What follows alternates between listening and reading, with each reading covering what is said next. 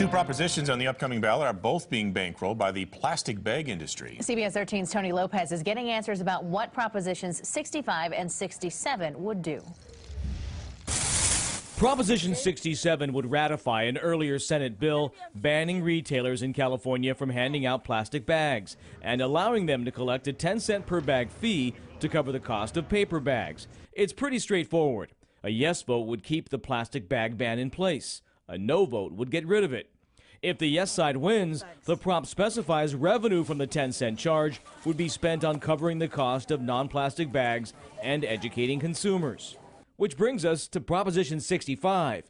It would, if Prop 67 passes, keep the ban in place and puts the money made from the 10-cent per bag fee into an environmental fund.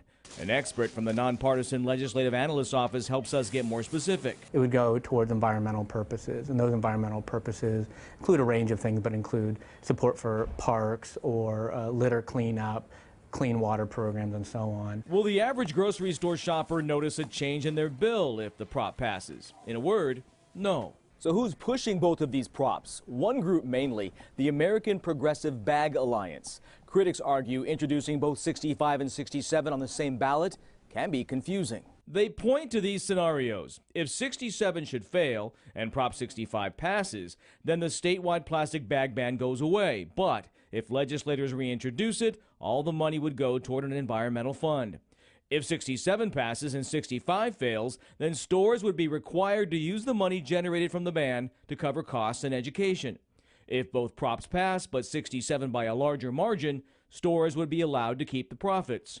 If 65 wins by a larger margin, the single-use plastic bag ban goes into effect statewide, and the money will be used to go into an environmental fund.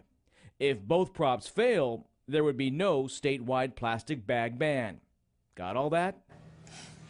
Now, a reminder for you, for a simple explanation of all 17 propositions or to find out who's pushing them, head to our website, CBS.